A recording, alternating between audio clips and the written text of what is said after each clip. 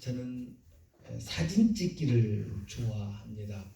그래서 이제 막 책도 여러 권 읽고 어디서 뭐 마땅히 배울 만한 그런 형편 그런 게 어려워서 책들도 여러 권 사서 읽고 이제 책에서 이렇게 제안하는 대로 여러 피사체들에게 여러 가지 방법으로 사진을 찍어보는 그런 일을 했습니다. 여행도 좋아해서 여행 가면 꼭 사진을 어떻게 하면 좀 잘 찍어볼까 그러면서 많은 그런 시도들을 해보았습니다.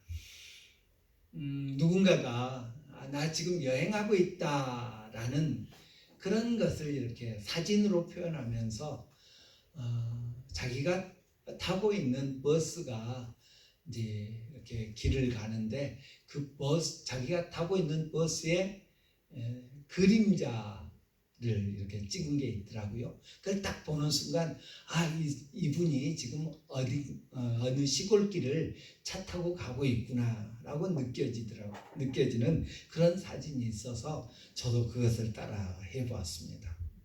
제주도를 가는데 배를 타고 가는데 또 이렇게 보니까 그 바다의 파도 위에 내가 타고 있는 배의 그림자가 이렇게 있어서 그것이 계속 함께 가는 그런 모습을 보면서 이것도 멋있다 라고 해서 그 물 위에 비친 내가 타고 있는 배의 그림자도 찍어보기도 했습니다. 산티아고 데 콤포스텔라 까미노 데 산티아고 가는 길을 걸으면서는 아침에 등 뒤에서 해가 떠오르는데 그 해 때문에 지금 막 떠오르는 그 해 때문에 제 그림자가 제 앞으로 길게 제 키와 상관없이 아주 길게 뻗어 있는 그 모습, 또 이제 낮이 되어서 내 옆에서 이렇게 제 그림자가 비치는데 다른 것들의 그림자와 함께 제 그림자가 옆에 비춰져 있는 모습을 보면서 이게 지금 산티아고 가는 길을 걷고 있다는 그런 좋은 표현이 될 수 있다 해서 그림자도 찍어봤습니다. 경복궁에 가서 그 호수에 비치는 그 누각 경회루를 이렇게 물 위에 비치는 경회루의 모습을 이렇게 기법을 사용해서 찍어보면서 그림자를 찍는데 한동안 이렇게 심취했던 적이 있습니다. 그림자가 그야말로 그림자죠. 그럼에도 불구하고 그 그림자를 잘 이렇게 사진으로 표현하고 또 그 그림자들을 통해서 그림자를 잘 살펴보면 그 실제 하는 존재의 그 또 다른 이면들을 잘 표현할 수 있어서 참 아름답다. 그림자를 잘 보면 실물을 이해하는데 도움이 되기도 하더라 하는 그런 경험을 했습니다. 우리는 흔히 구약은 신약의 그림자입니다 라는 그런 표현들을 많이 합니다. 하나님의 궁극적인 계획, 하나님의 뜻, 하나님의 우리를 향한 하나님의 궁극적으로 가지신 생각은 죄로 인해서 죽은 우리 심령들을 살리는 것이다 라는 것을 우리가 성경에서 봅니다. 하나님께서는 그 일을 위해서 여자의 후손을 보내실 계획을 세우셨습니다. 우리는 그를 가리켜서 메시아, 그리스도, 구원자 그렇게 표현합니다. 그리고 그가 이 땅에 오시기까지 구약이라고 하는 하나님의 말씀을 통해서 지속적으로 장차 오실 메시아는, 장차 오실 예수는, 그리스도는 이런 모습일 거다라는 것을 마치 그림자를 통해서 실물을 우리가 연상할 수 있는 것처럼 그림자를 보여주셨음을 우리가 성경을 통해서 봅니다. 따라서 우리는 구약을 읽을 때 예수 그리스도라고 하는 그런 안경을 쓰고 보면 더 잘 이해할 수 있게 되더라라는 것을 경험합니다. 우리는 예수님이 이 땅에 오시기 전 약 1000년 전쯤에 활동했던 사역했던 다윗 왕의 시편을 통해서 그가 성령의 감동을 받아서 깨달은 장차 오실 메시아는 이런 분이다 하는 것을 우리 시편을 통해서 함께 살펴봅니다. 지난주에 우리 시편 110편을 통해서 장차 오실 메시아는 이런 분이다, 이런 성품의 분이다, 이런 특징을 가지고 있는 분이다라는 것을 생각했습니다. 오늘 우리는 시편 1편을 읽었습니다. 시편 1편은 복 있는 사람이 누구냐? 복 있는 사람은 이런 사람이다 라는 것을 표현합니다. 복 있는 사람은 이라는 말 문구로 시작합니다. 그런데 그것은 복이 있도다 라는 그 히브리어를 이제 원어 그대로 번역한다면 복이 있도다 라는 선언으로 시작하는 말로 번역할 수 있습니다. 오늘 우리가 시편 1편을 읽었는데 이 시편 1편은 시편에서 시편 23편과 더불어서 가장 많이 사랑받는 그런 시편 중에 하나입니다. 시편 1편을 읽을 때 우리는 나도 그렇게 복 있는 사람이다. 나도 그렇게 복 있는 사람이 되기를 원한다. 시편 1편을 우리는 우리 자신에 적용해서 해석을 하기를 좋아합니다. 틀리지 않습니다. 주님은 우리에게 그런 복을 주신다. 시냇가에 심은 나무처럼 그런 복을 주신다. 맞는 말입니다. 그런데 오늘은 조금 다른 각도에서 시편 1편을 살펴보려고 합니다. 복 있는 사람, 복 받은 사람이 되기를 사모하는 것은 당연합니다. 그런데 시편 1편에 보면 의인은 악인들은 이라고 표현하고 있는 것을 봅니다. 복 있는 사람이 누구냐? 의인이다, 의로운 사람이다 라는 것이 시편 1편의 결론이라고 말할 수 있는데요. 그렇다면 의인은 누구인가 하는 것입니다. 오늘 시편은 결코 의인이 될 사람이 복이 있는 사람이다 라고 말하지 않냐고 의인이 복이 있다라고 말하고 있는 것을 우리는 기억하여야 할 것입니다. 다윗은 아주 다윗의 시를 우리가 읽을 때마다 참 대단한 분이시다. 물론 하나님의 성령께서 감동을 주셨기 때문에 그렇게 아름다운 시들을 쓸 수 있었겠습니다마는 어떻게 이렇게 목동이 이런 아름다운 시를 쓸 수 있었을까 라고 감탄할 정도로 놀라운 시들을, 그것도 많은 시들을 기록해서 썼음을 우리가 발견하게 됩니다. 저는 어렸을 때부터 이렇게 초등학교, 옛날 국민학교 다닐 때 시골에서 또 도시에서 초등학교들을 다녔는데 초등학교, 중학교 때까지만 해도 백일장, 우리 어렸을 때는 그런 게 있었어요. 거기에 자주 갔습니다. 별로 입상도 못하는데 그런 대회가 있으면 선생님이 꼭 네가 가라 하고 이렇게 추천해 주셨어요. 그런데 저는 가면 늘 산문이었습니다. 산문이라고 그러죠. 요즘 표현으로 하면 수필 같은 거 그런 것을 이제 가서 원고지에다가 글 이제 써서 제출하곤 했었는데 시를 써보고 싶은데 시가 참 어렵더라고요. 감수성이 부족했는가 봐요.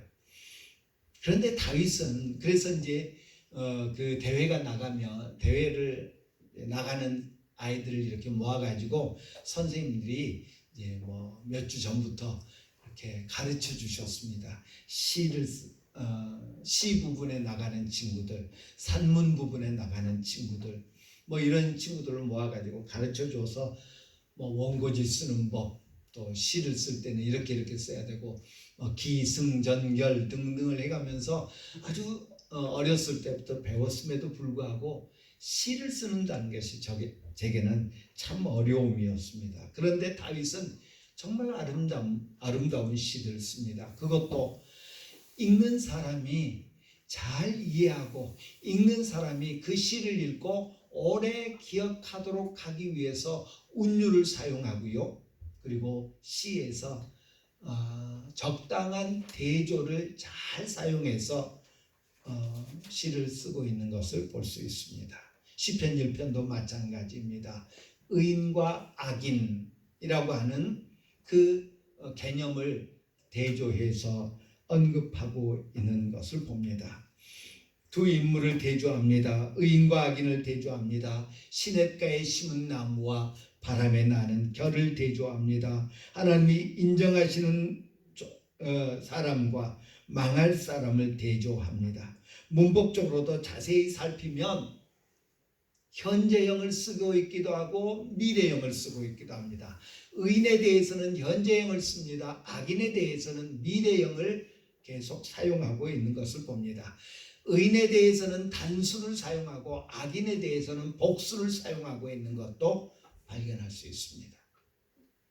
이렇게 개념들을, 문법들을 잘 대조함으로 말미암아서 의인의 특징과 악인들의 특징, 의인의 현재와 악인들의 미래를 대조하고 있는 것을 봅니다. 의인은 앞으로 의로워질 존재가 아니라 이미 의로운 존재임을 오늘 시편 1편은 말씀해 주고 있습니다. 그렇다면 누가 의로운 존재냐는 거죠. 누가 의로워서 하나님의 복을 받는 사람인가, 복 있는 사람인가 하는 것이죠. 솔로몬은 전도서 7장에서 그렇게 말합니다. 제 아무리 의롭다 해도 죄 짓지 않는 사람은 세상에 없다 라고 쉬운 성경은 7장 20절을 그렇게 번역합니다. 아무리 선을 행한다고 해도 죄를 짓지 않는 사람은 없다는 것입니다. 바울 사도는 기록된 바 의인은 없나니 하나도 없으며 깨닫는 자도 없고 하나님을 찾는 자도 없고 다 치우쳐 함께 무익하게 되고 선을 행하는 자는 없나니 하나도 없도다 라고 로마서 3장에서 말씀합니다. 율법의 행위로는 의롭다함을 얻을 육체가 없느니라 갈라디아서 2장에서도 말씀하고 있는 것을 봅니다. 성경에서 우리 인생들에 관하여 하신 이런 말씀과 우리 경험을 바탕으로 살펴볼 때 우리는 결코 의인이 아니다. 모든 인생들은 의인이 아니다 라고 결론을 내릴 수밖에 없습니다. 그런데 오늘 본문은 복 있는 사람은 바로 그 의인이다 라고 말하고 있습니다. 시편 1편은 결코 우리와 상관없는 말씀이 될 수밖에 없다는 그런 결론을 내릴 수밖에 없습니다. 6절에 보면 악인들의 길은 망하리로다 라는 말씀이 오히려 우리와 더 가깝다고 말할 수 있을 것입니다. 물론 우리는 예수 그리스도의 대속의 은혜로 말미암아서 하나님으로부터 의롭다 하심을 받은 그런 존재가 되었습니다. 칭의를 얻은 존재가 되었습니다. 그럼에도 불구하고 우리가 육신 안에 있을 때 우리는 완전한 의인은 결코 아닙니다. 우리 육신을 벗을 때에 우리는 성화되어서 완전한 의에 합당한 그런 존재가 된다는 것입니다. 따라서 오늘 본문은 시편 1편은 다윗이 성령의 감동을 받아서 기록한 것으로서 이 시편 1편 역시 메시아 시, 장차 오실 메시아에 대해서 암시해주는 시라고 할 수 있을 것입니다. 이 시를 예수님에 대한 묘사로 우리가 받아들일 때 이 시는 더 큰 의미를 갖게 되는 것을 볼 수 있습니다. 시편 1편이 예수님에 관한 것이라면, 장차 오실 메시아에 관한 것이라면, 그렇다면 우리에 관한 것은 무엇일까? 시편 2편이 우리에 관한 것 아니겠는가 생각합니다.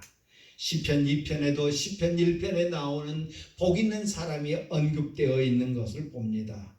그 복 있는 사람은 의로운 사람을 신뢰하는 자들이라고 말씀하고 있습니다. 시편 2편 12편에 보니까 그의 아들에게 입맞추라. 그렇지 아니하면 진노하심으로 너희가 길에서 망하리니 그의 진노가 급하심이라. 여호와께 피하는 사람은 다 복이 있도다. 여호와께 피하는 사람이 복이 있다. 그게 바로 진노 중에 있지만 하나님께 나아가서 그 진노를 피하는 자, 바로 우리를 가리키는 것이라고 할 수 있을 것입니다. 하나님의 아들이 누굽니까? 그 아들에게 입맞춰야 하는데 그 아들이 누굽니까? 바로 예수 그리스도이시지요. 예수님만이 유일한 의인이십니다. 예수님만이 지금 현재 이 다윗이 말하는 현재형으로 쓰고 있는 의인이더라라는 것입니다.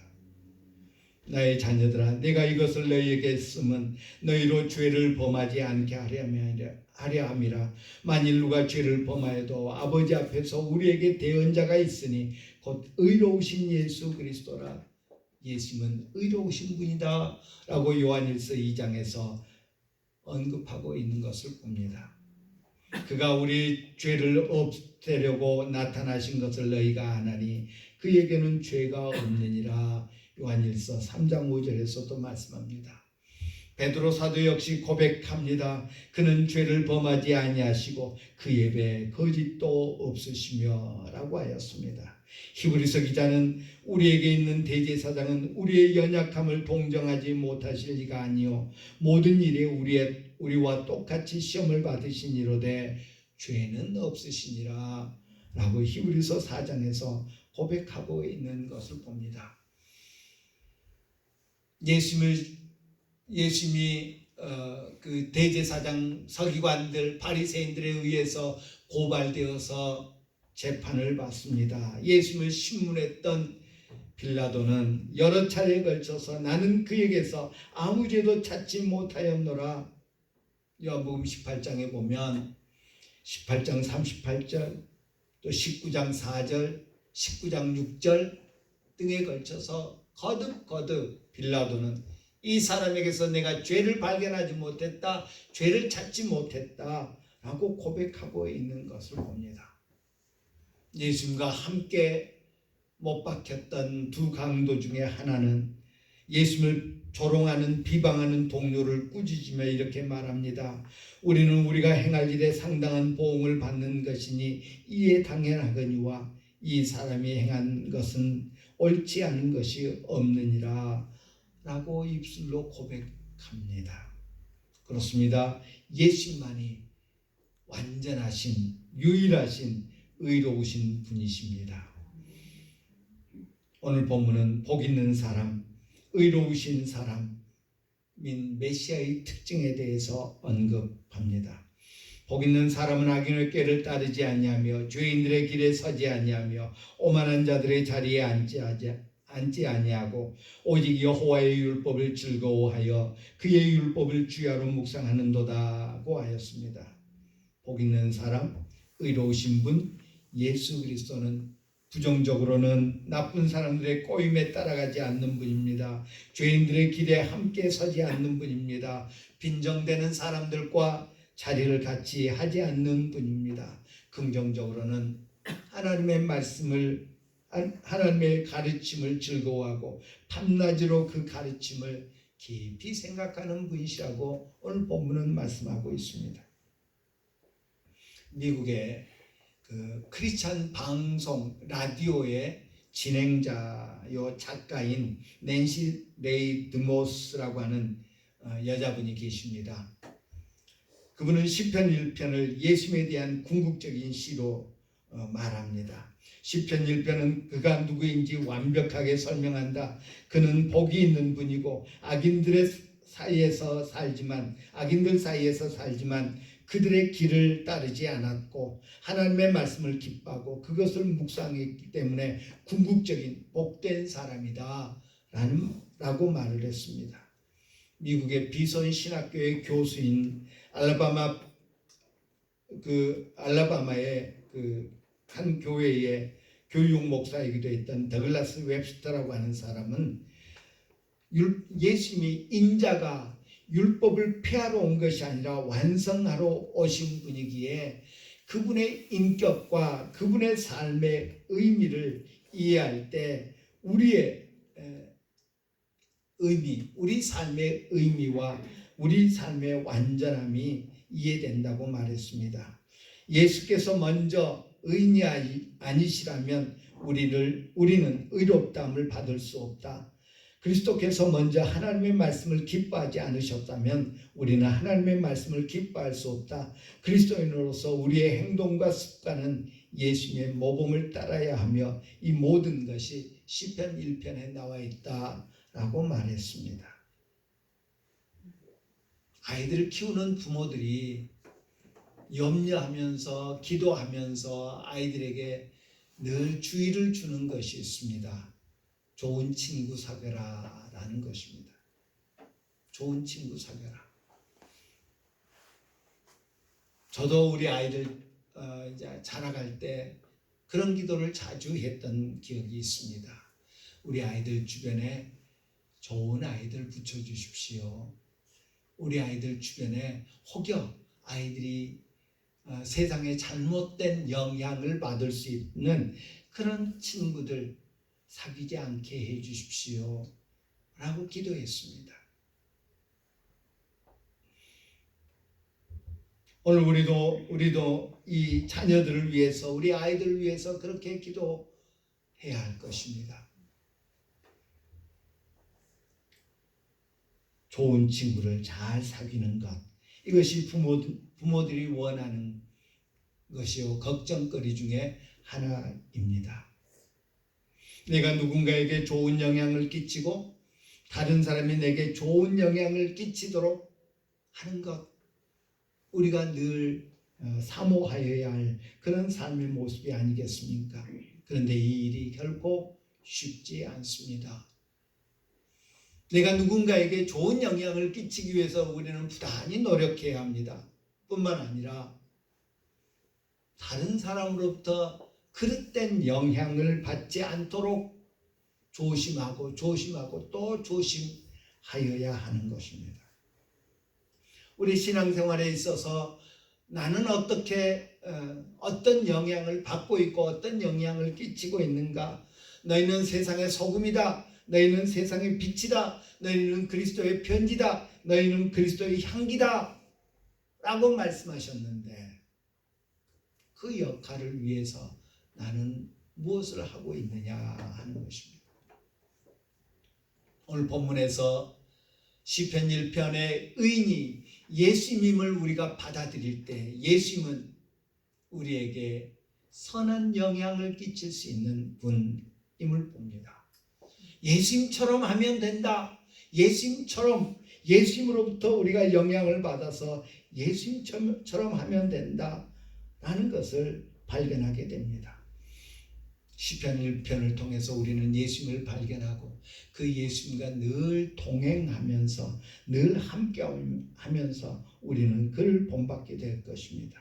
예수님이 우리 인생을 어루만지시게 하기 위해서 우리는 시편 1편을 통해서 예수님을 늘 발견하는 그런 존재가 되어야 할 것입니다.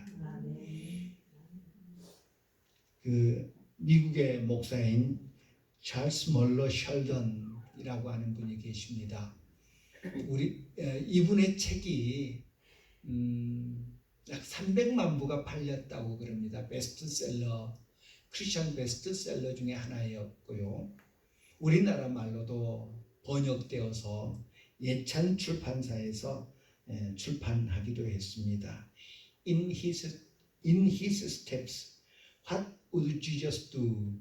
라는 그런 책입니다. 직역하면 그분의 발자취를 따라서 부제로 예수라면 어떻게 했을 것인가? 예수라면 어떻게 했을 것인가? 라는 책입니다. 이건 픽션에 해당하는 소설입니다. 기독교 소설인데 가상의 도시, 탄광 도시 가상의 레이먼드라고 하는 그 탄광 도시요.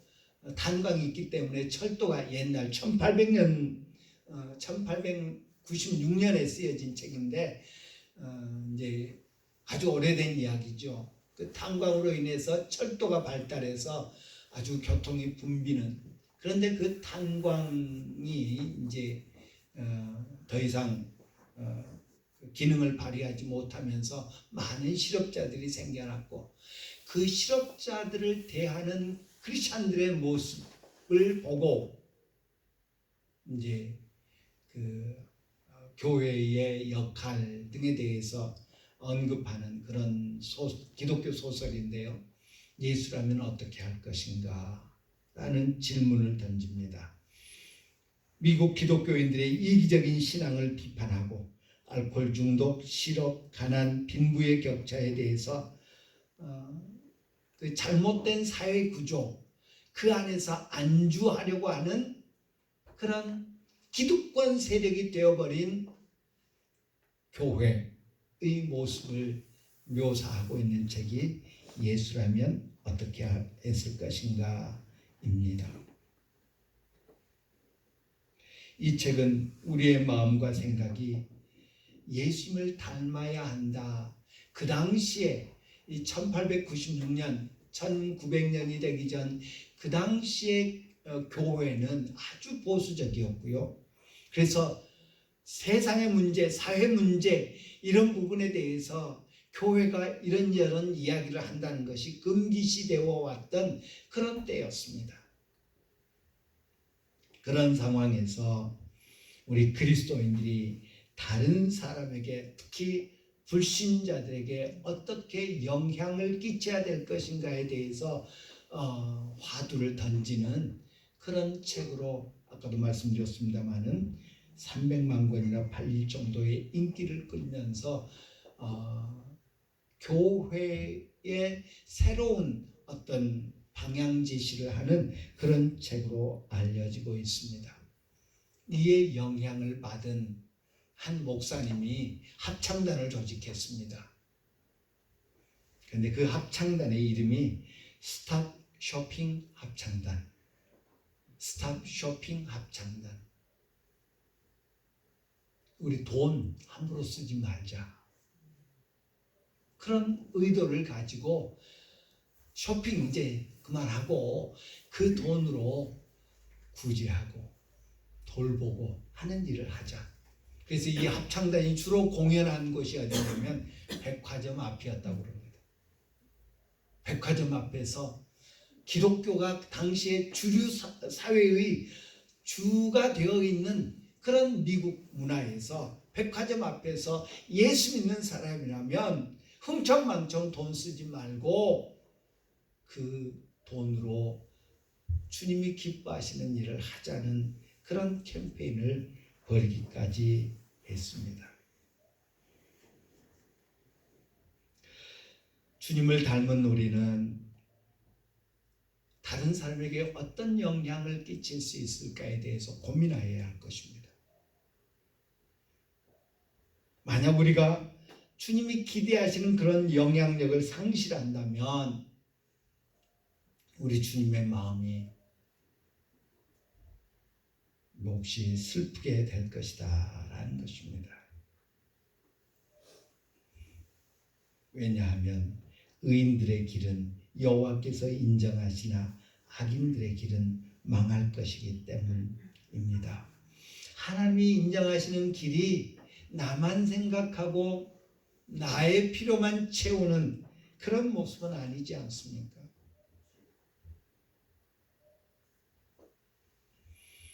그는 시냇가에 심은 나무가 철을 따라 열매를 맺으며 그 잎사귀가 마르지 아니함 같으니 그가 하는 모든 일이 다 형통하리라. 3절은 의인에 대해서 말씀하고 있습니다. 반면에 4, 5절은 악인들은 그렇지 아니하며 오직 바람에 나는 겨와 같도다. 그러므로 악인들은 심판을 견디지 못하며 죄인들이 의인들의 모임에 들지 못하리로다. 아까 말씀드렸습니다마는 의인은 단수를 사용하고 있습니다. 3절의 의인은 그가 라고 하여서 단수를 사용합니다. 반면에 4절 5절에 악인들, 죄인들은 복수로 쓰이고 있습니다.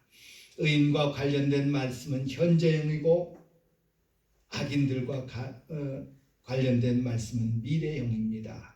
4절 5절에 보면 악인들은 그렇지 아니하며 오직 바람에 나는 겨와 같도다. 그러므로 악인들은 심판을 견디지 못하며, 우리 성경에 보면 조금 불명확합니다마는 영어 성경 히브리어 성경에 의하면 이는 분명히 미래형으로 쓰여 있습니다. 따라서 악인들은 심판을 견디지 못하게 될 것이며 죄인들이 의인들의 모임에 들지 못하게 될 것이다 라고 번역하면 더 쉽게 이해할 수 있을 것입니다. 물론 5절과 6절의 의인들은 예수님을 믿음으로 따라 의롭다 칭함을 받은 성도들을 가리킵니다. 앞에는 단수를 쓰고 있고 5절 6절에는 의인들이라고 복수로 사용하고 있어서 그 역시 구별되고 있는 것을 봅니다. 복 있는 자, 의로운 자 예수님이 하시는 일을 여호와 하나님께서 다 형통하게 하십니다. 하지만 악인들의 일은 혹 지금 형통하지만 할 수 있지만, 혹 지금 잘 나갈 수 있지만 바람에 날리는 겨처럼 덧없이 될 것을 말씀하고 있습니다. 헛되고 헛되며 헛되고 헛되니 모든 것이 헛되다 라고 탄식하게 만드실 것입니다. 결국은 망하게 될 것임을 말씀하고 있습니다. 오늘 본문은 시편 1편은 예수님에 대해서 말합니다. 예수님이 의인이다. 의인에 대해서 의로운 예수님은 이렇게 하나님이 높여주실 것이다. 예수님은 복 있는 자다. 신앙생활은 선택임을 성경은 말합니다. 어디에 설 것인가? 누구 편에 설 것인가? 복 있는 자와 함께 설 것인가? 아니면 바람에 날리는 겨처럼 허무하게 될 편에 설 것인가?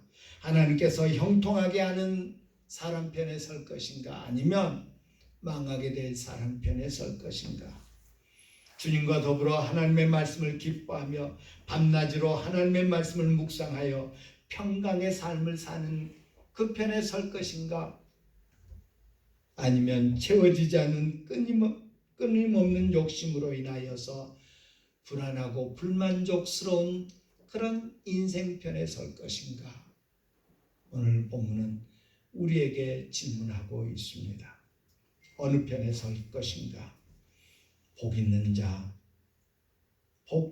자, 의인 예수 그리스도를 따르면서 그와 동행할 때 우리는 그분을 본받게 될 것이고 그분과 더불어서 이 복된 삶을 누리게 될 줄 믿습니다. 기도합니다. 좋으신